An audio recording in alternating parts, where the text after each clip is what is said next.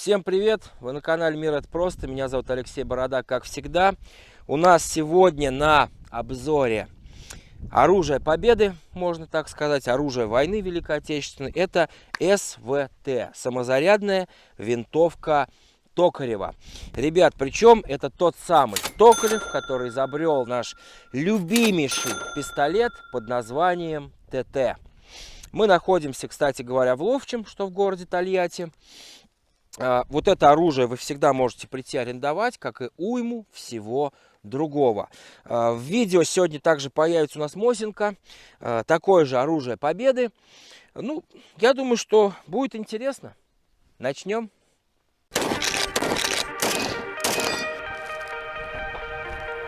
Это у нас, еще раз повторимся, соответственно, творение нашего замечательного конструктора Токарева. Вот это 40-го года образец. До этого ему предшествовал 30-го года, то есть СВТ 38, вернее, 38-го года. И СВТ, соответственно, 40. Что мне бросилось в глаза? Смотрите, крепление под снайперский прицел, то есть под нее был разработан специальный снайперский прицел. Причем мне сдается, что это именно снайперская версия. Чем она отличалась? То есть сейчас нам тяжело сказать, она это или нет. Но ни длиной ствола, ничем она особо не отличалась, но обработкой, скажем так. То есть на заводе их отстреливали, понятно, и вроде как у снайперских СВТ была лучшая обработка. Ну, самого ствола, скажем так. Нарезы здесь 4, как ни странно, кстати. В Мосинке, например, 3 у нас нареза. Калибр здесь, естественно, 7,62 на 54. Наш любимый, огромный, мощный тариф. Да, кстати, вот Мосинка у нас. Сейчас мы ее тоже покажем.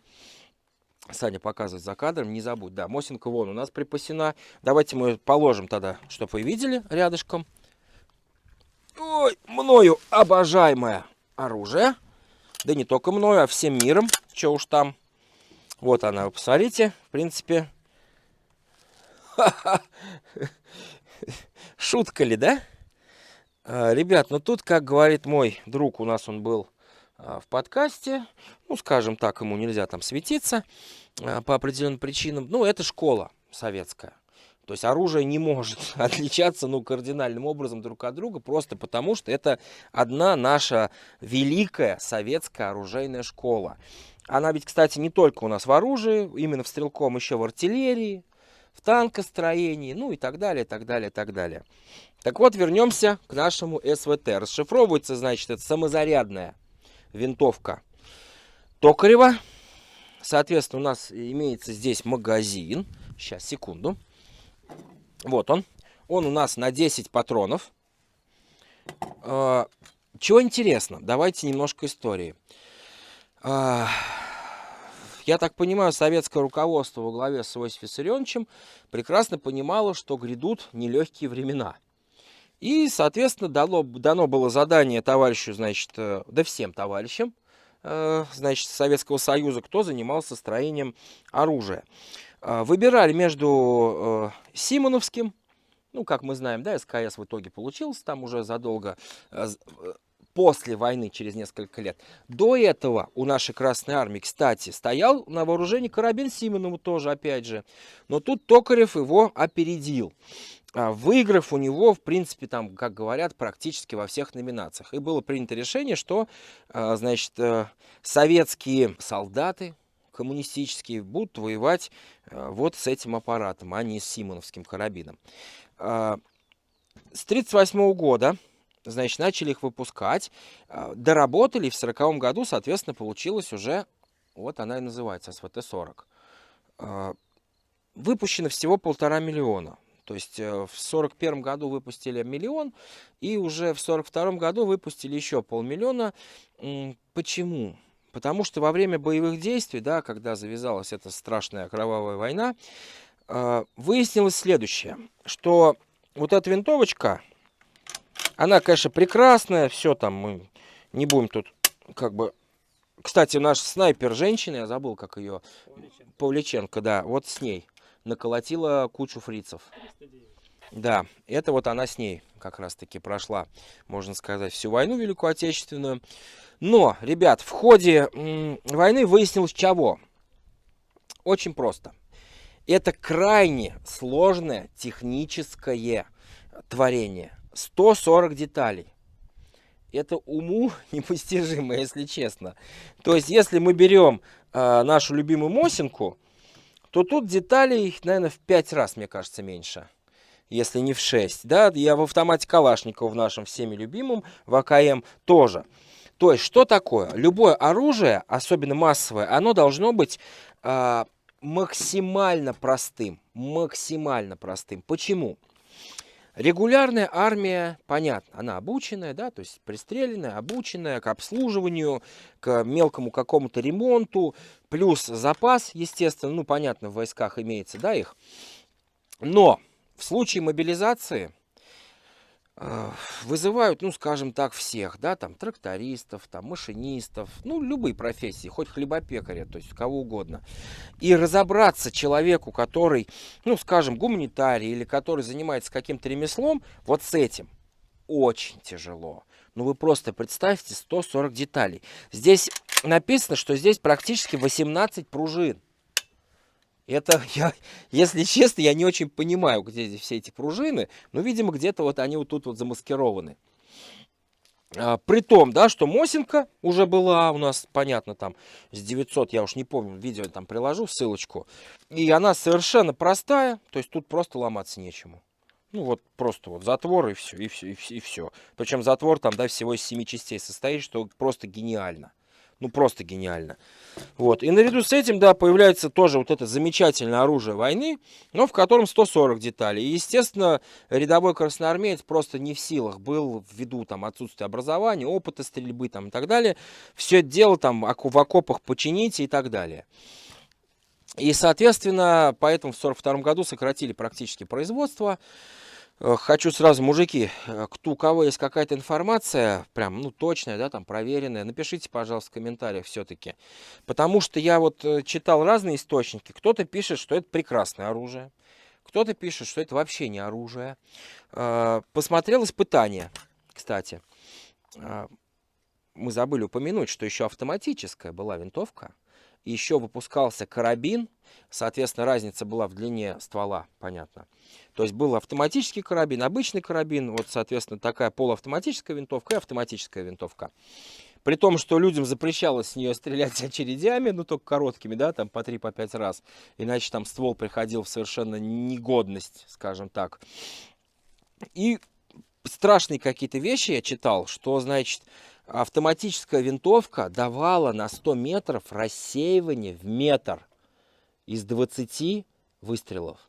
То есть, ребят, ну это серьезно, давайте так, это вообще ни в какие ворота не лезет, потому что ТТ, мне кажется, меньше дает. Ну, если так по-честному, по-серьезному. Ну, это ни в какие ворота не лезет.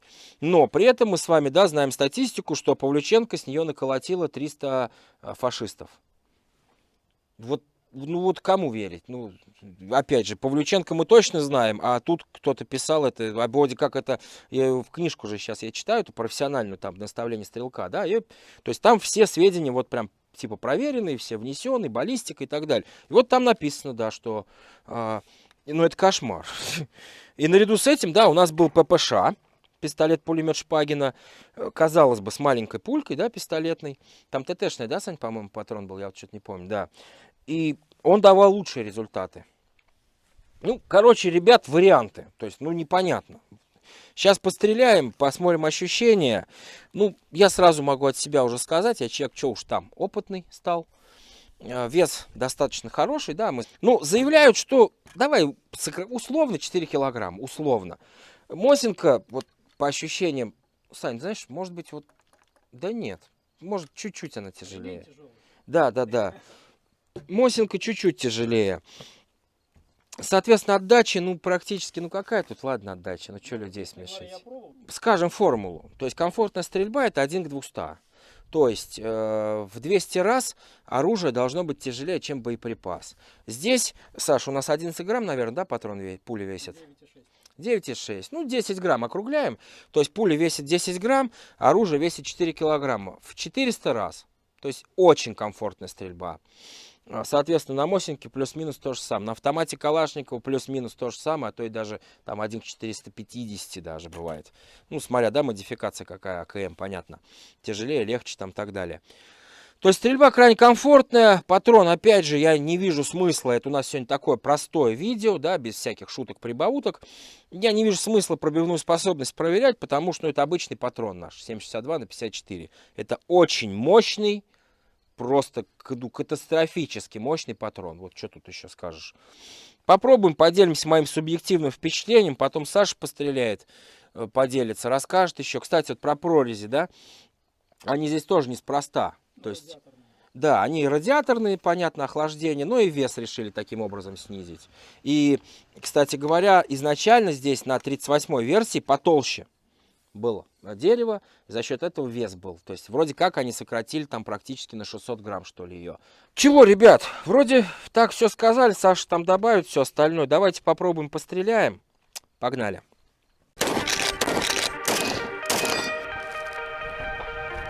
Ребят, и еще раз посмотрите, просто размер. Да, вот, ну, я, скажем, среднестатистический мужчина, вот, просто вот с безымянный палец размером, да, патрон. Ну, это, вот это обалдеть, конечно.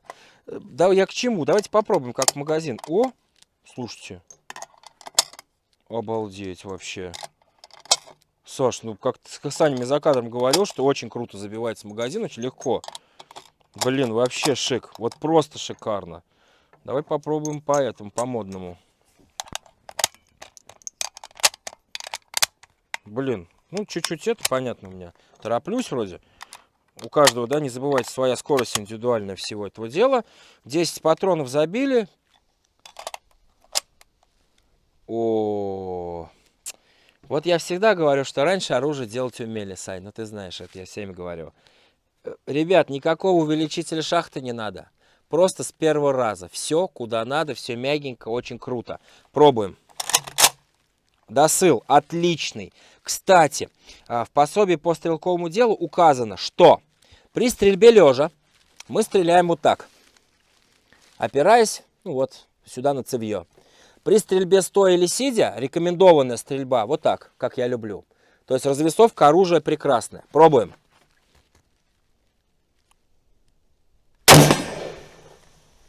Убили.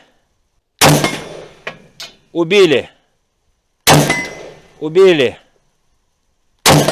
Убили. Ага, все. Вот.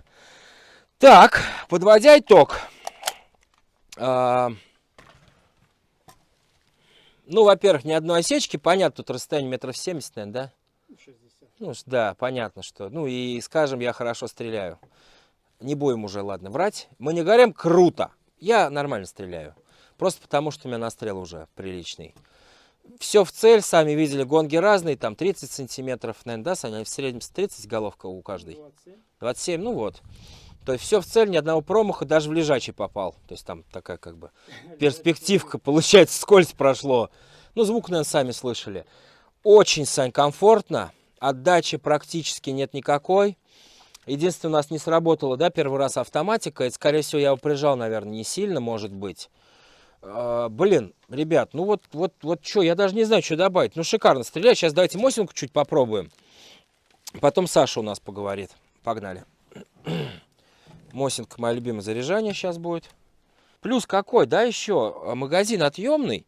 В Мосинке-то вот у нас, к сожалению, нет. И боец мог заготовить, да, там, то есть сколько у него в доступе было, 3, 4, 5. И, соответственно, вот, ну, изумительно. Мосинка у нас, как обычно. Такое, да, поскольку у нас обоймы с собой нет, потому что Мосинку можно обоймы сразу зарядить, все 5 штук. Кстати, пишут, что СВТ тоже можно было заряжать магазин обоймами. 2 обоймы, соответственно, по 5 штук из-под Мосинки стандартные у нас. Ага, что-то все лезет и лезет. Куда уже? 5 штук уже, хватит уже. Все.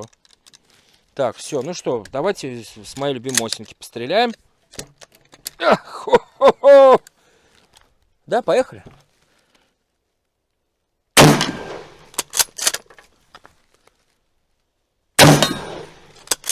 До этого тоже попал, но в ногу. опять нога. Ну, слышно. Все равно, конечно. Все. Ну, понятно, что если потренироваться, я думаю, да, там пару тысяч, можно, ну, увеличить свою скорость. Опять же, да, то есть свои плюсы здесь, свои плюсы здесь. Здесь простота в Мосинке. Единственное, 5 зарядов. Заранее ты ничего не заготовишь, разве что обоймы. Но я так понимаю, Саш, в боевых условиях, когда руки трясутся, да, адреналин, мне кажется, это совершенно бесполезная вещь обойма. 100%. Руками быстрее. Да, руками просто быстрее будет там. Здесь, понятно, магазин быстро, раз, все. Плюс полуавтоматика, да, все-таки ничего не надо передергивать, соответственно. Как пишут, что в умелых руках, вроде как, 30 точных выстрелов может провести СВТ. Верится мне в это с трудом, потому что перезарядка магазина, да, по 10 штук, плюс все равно нужно секунду примерно прицелиться, 1,5-2. Хотя, Саш, может и, ну, 20, наверное, будет более верно, скажем так. Да, как опять, да, тут надо брать 100 человек выборку, да, там разных, брать там оружие и разные условия. И, короче, будем считать, ну, от 20 до 30 такой человек, как я, скажем так, вот, ну, средней подготовки, я думаю, вполне мог осилить. Все, сейчас тогда я с вами заранее прощаюсь. Сейчас Саше передадим эстафету. Вот, не переключайтесь.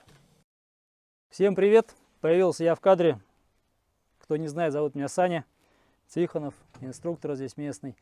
Что хочу сказать, историю Леха рассказал уже. Думаю, стоит перенести к техническим таким положениям, что к чему, что мне нравится, что не нравится. Начнем с Мосинки. Минусы по сравнению с СВТ-шкой. Чуть больше отдача, потому что, во-первых, здесь болтовое, так сказать, открытие-закрытие. Первый момент. Второй момент, это здесь нет наличия дульного компенсатора, как на СВТ, что тоже дает свои, так сказать, компенсации. Что касается плюсов на Мосинке относительно СВТ, спусковое усилие не особо информативное, но я его прям конкретно чувствую. То есть я понимаю, когда происходит выстрел, когда происходит преднажатие, так сказать, свободный ход и так далее. У СВТ, чем она мне нравится? Я не знаю, чем она мне нравится на самом деле, но расскажу как так, свои ощущения. Тут отдача мягче, потому что тут такой автоматический затвор, работает автоматика, что плюс. Здесь есть радиатор ствола, что способствует охлаждению ствола. Здесь дульник-компенсатор, так сказать, который тоже распространяет газы при выстреле. И спусковое усилие здесь плохое, мягко говоря. Вообще никакое. То есть, когда я его вкладываюсь, я левша, я когда нажимаю на спусковой крючок, я его не чувствую вообще. На Мосинке я понимаю, здесь я тяну, и я не понимаю, когда будет выстрел. Он достаточно неинформативный, а мне как стрелку нужно понимать, когда будет выстрел. Это тоже важный момент. По техническим особенностям у СВТ, что хорошо, предохранитель такой необычный. То есть, если крупно показать, то будет такая вот, оп, переключатель, называемый селектор. Кому-то покажется удобным, кому-то нет, но это, так сказать, оружие старое, военное. А вот на Мосинке не все знают, как работает предохранитель. Я вам сейчас покажу. Это будет тяжело физически, но я вам покажу. То есть, видите, это затворная часть, болтовая. Вот эта вот часть, так сказать, окольцовка, мы берем, так вот, оттягиваем и ставим влево. Физически это очень тяжело. Нажимаем на спуск, выстрела не происходит. Чтобы выстрелить, нам нужно оттянуть, повернуть прямо и бросить. И тогда происходит выстрел. То есть девочки это сделать не смогут. Слабые мальчики тоже. Поэтому такая вот особенность. По прицеливанию, казалось бы, и мушка, и целик у всех одинаковые, но у этого, может быть, из-за того, что ложа такая, может быть, такое удобство сбалансировано. То есть я когда вкладываюсь, я сразу вижу прицел. На Мосинке немножко нужно прям вот по-другому. Голова немножко ниже ложится. Может быть, такая форма тела у меня, форма головы, но тем не менее мне с этого удобнее. И с этого комфортней стрелять, мягче. Я как-то пробовал его разбирать, но это вообще никак. Так тяжело, оказывается. То есть Мосинка разбирается в 2 счета, то есть кто не знает, показываю. Открываем затвор, то есть отводим назад. И тут нужно нажать на спусковой крючок, и тогда он вылазит. Только так. У СВТ гораздо все сложнее. Это по типу СКС, но еще сложнее. Тут открывается это все разбирается. Пружина состоит возвратно из 4 частей пружины. То есть, если одна лопается, где искать другую, я не знаю. Ну, пока такого не было, он только пришло, у него настрел 200 патронов. Можно сказать, еще новенькая. Ну что, бабахнем. Ребят, забыл рассказать про такую курьезную ситуацию. Мосинка вроде как надежное оружие, всеми известное, но тем не менее, вот эта часть, вроде бы крепкая, стальная, цельнометаллическая, была поломка. Суть какова? Человек стреляет, то есть он вложился, ну я с левой руки покажу, он стреляет, бам-бам-бам, ну бам, пытается открыть, она не открывается. Он говорит, а можно я сильнее? Я говорю, попробуй, железо крепкое. Он такой берет, парень-то не особо крепкий, берет, открывает, он что-то не открывается, заело, он берет ручку и просто отламывает. У него в ручке, ручка оказалась в руке. То есть это серьезно достаточно поломка, без этого рычага стрелять не получится, перезаряжаться. И поэтому, может быть, это брак, может быть, что, но все-таки поломка была. Оторвали ручку затвора. Ух, какой увесистый, тут нормальный вес. Ох ты, классно. Ха-ха-ха! Погнали! Ну, конечно, я не такой массы, как Леха. Меня немножко сейчас шарахнет. Ну, ничего. Погнали. Ага. Раз попадание. 2. 3. Так, ну что, попробуем, так сказать, с пистолета Мосина. Ну, по весу, мне кажется, легче. Что-то так ощущаю. Погнали. Легче, легче по весу. Уху! Кстати, я скажу, спусковой крючок я прям чувствую. Там ни хрена. Нифига.